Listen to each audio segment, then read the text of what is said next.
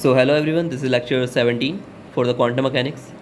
In the last lecture we discussed about the expectation values and what is the physical meaning of expectation value. How do we measure expectation value for position, for momentum, and how our wave function collapse to a particular eigenstate, and we discussed about that. So I just gave you a simple idea about that. So let's discuss today about the operators and what we discussed in the last lecture. We'll see that also. So preliminary concept of observables and operators. So we'll study this today. So what is the meaning of observable and what are operators? So observables in the physics are those means anything you can measure in the physics. Physically measurable quantity is called the observable. Like a physically measurable quantity is called observable, such as position, linear momentum, angular momentum, energy, etc. All these are observables. Now see, corresponding to each observable you have operators, means which if those operators operate on the wave function, then they will give you this value, this observable. So that are the operators. So in quantum mechanics, each observable is represented by a corresponding mathematical operator that operate on the wave function and give the value of the corresponding observable, expected value we say, because we don't have the exact value in the quantum mechanics. So we will say that it will give us expected value of that observable. Now see, it's a mathematical operator. It's like you have algebra, plus, minus, divide, multiplication. That's how a operator works. Means this have not a significance individually, but it come into the significance when it operate between something or operate on something. So that is the operator or mathematical operators. So we will see these operator. Let me remind you what we discussed in the last lecture. So I told you that if any wave function you have, so it will collapse if you measure the momentum for the particular wave function. It will give you one value and it will collapse and you can't measure again that. Okay. For then how you find the expectation value? So for the expectation value, you take a large number of particles which are which have the same wave function and on the same state they are. Then you will take average value of all of them. Means first will give you P1, second will give you P2, third will give you P3, fourth will give you P4, fifth will give you P5, and maybe sixth will give you again P4 and then P1. So that's how you will measure that what will be your average value, and that is called the expectation value. Means you are taking all the particles at the same time and seeing their collapsing, means at which momentum they are collapsing, and taking the average of them. So I already discussed this thing in the last lecture.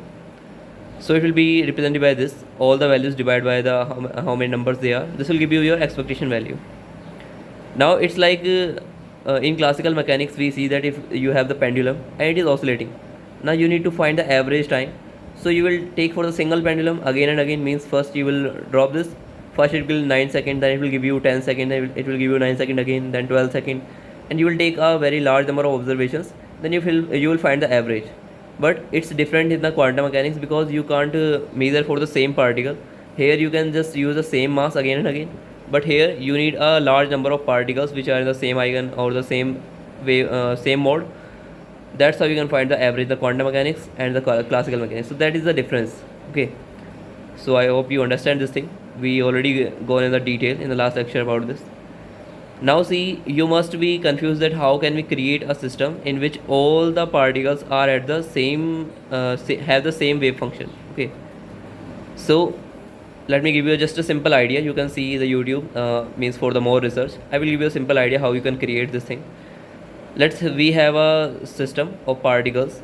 They can be in any, means we have created a potential plus 10 volt minus plus 10 volt, and this will be 0 volt. So this will be potential curve will be something like this. Now our particle can be in any of the states. Okay, any of the mode it can attain. Means if it has a higher energy, it will be somewhere here. If it is somehow lower energy, it will be here. So this is a bound motion. This curve represents bound motion. So particle can be in any energy state and it will oscillate. So, and this last value, this, let's say this is represent the ground state. Okay, the lowest mode. So what we do when we make this type of system, so we will decrease the temperature of the system. Means of all the particles there, we will decrease the temperature and make it to the 200 300 millikelvin. Then if we make temperature that much small, then we will be 100% sure that all the particles are in the ground state of their states. That's how we can make sure that all have the same state, because all are in the ground state, so all particles will have the same state. That's how we make those particles have the same same eigenstate or the same state, and that's how we find the values, okay, and the expectation value. So this is practically possible thing. So I hope you understood this thing. Now let's move to the main thing which we were discussing, that is operators. So how to express observable by operators. Now I told you that you can measure observable using operators. So how you can do that? Now first let's see for the linear momentum operator. We already discussed this thing. I told you when we are deriving the Schrodinger equation, we have assumed a wave function that was a exponential I kx minus omega t. Now see, when you differentiated this thing, then you will get something like this. Means you will write in this in the form of k can be written as p by h cut and omega can be written as e by h cut. So when you get this, you differentiated this and you will get this form. From there you will get p psi equal to minus I h cut del by del x psi xt. So you know how to get this. We already discussed this. But now see, if you visualize this, if you replace this psi aside, then you will get what? P equal to minus I h cut del by del x psi. After replacing psi from here and here, eliminating this, so you will get this thing. Now see, we can't write this thing as equal to each other. Why?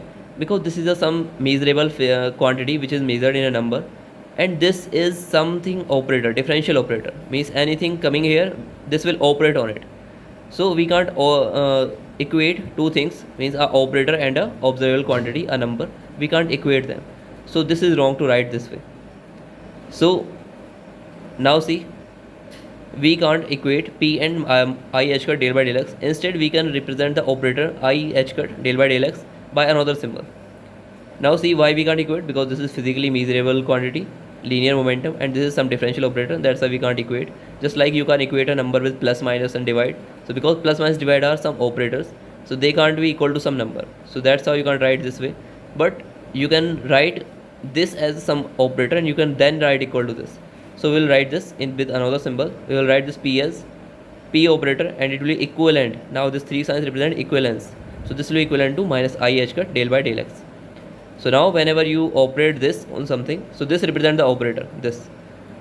Now whenever you operate this on the wave function, this will give you what? This will give you your measurable quantity, that is linear momentum.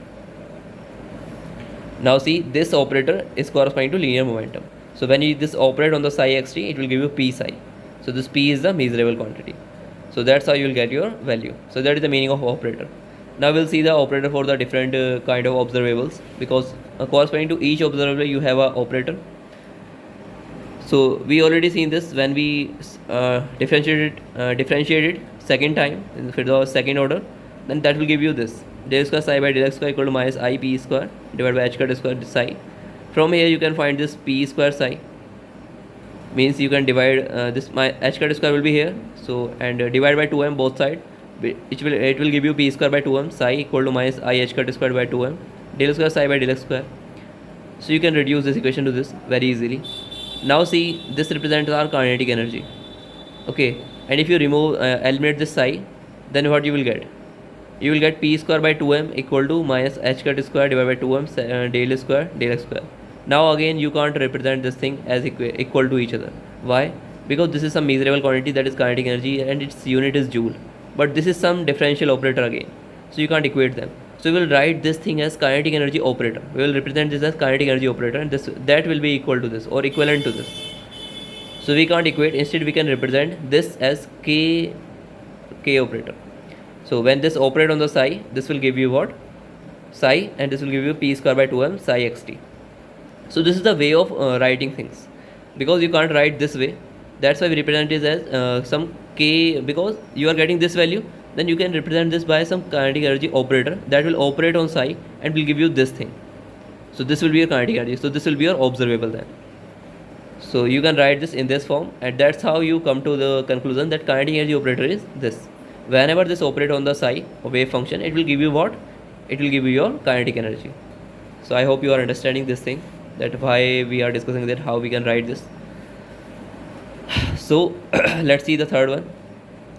We remember this when we differentiated our psi wave function, this one, with respect to time, we get this equation, del psi by del t equal to minus I e divided by h cut psi.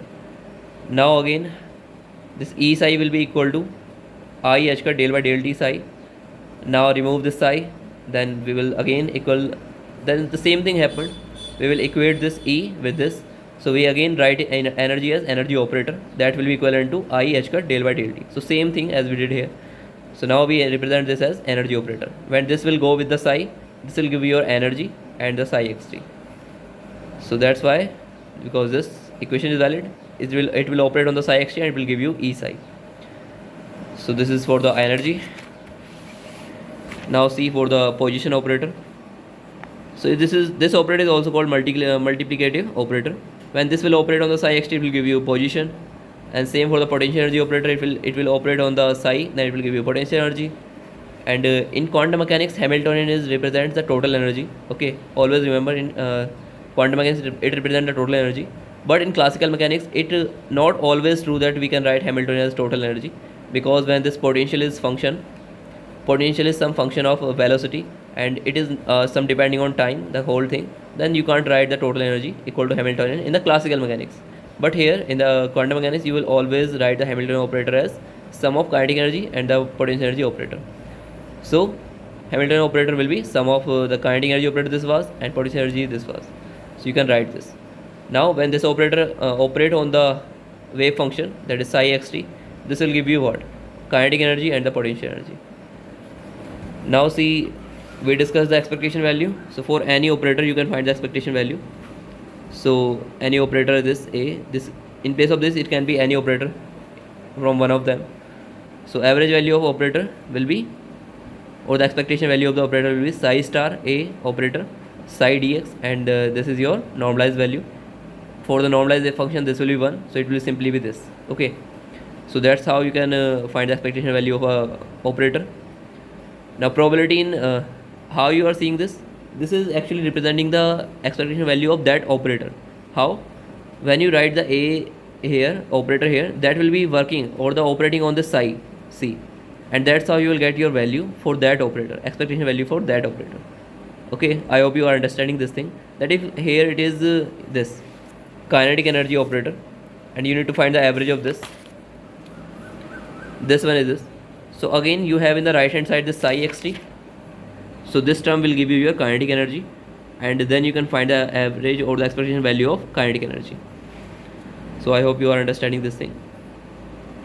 Now if you want to find the probability in region x1 and x2, you know what is the formula. This is simply this upper one, square of the psi and dx, and limit x1 to x2. But if this psi is not normalized, then you have to divide by this term also, and in normalization case this will be 1. You know this thing, because probability minus infinity to infinity, and psi square dx is 1 for the normalized wave function, but it is not for a general. So that's how you can write the probability operator also.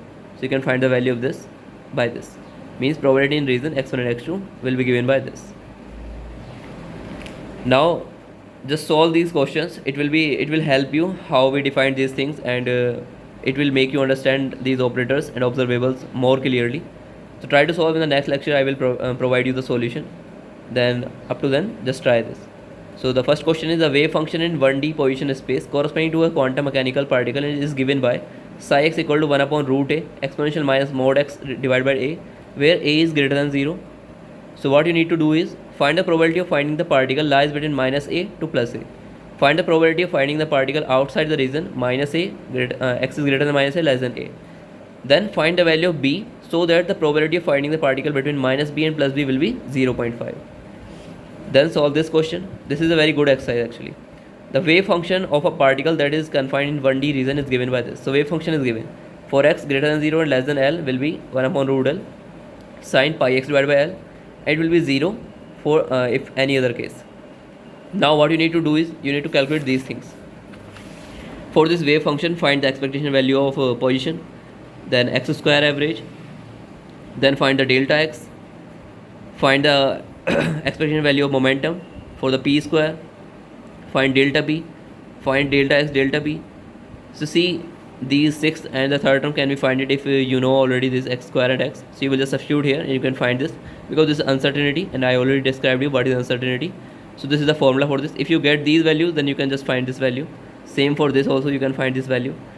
And if you have delta x and delta p, you can find this this part also. So this is a very good exercise actually. You must do this, otherwise I will give the solution in the next lecture. And somewhere if you stuck, you can use this integral also. 0 to infinity xn exponential minus alpha xm dx will be equal to 1 upon m, and this is gamma function, n plus 1 divided by m alpha raised to power n plus 1 divided by m.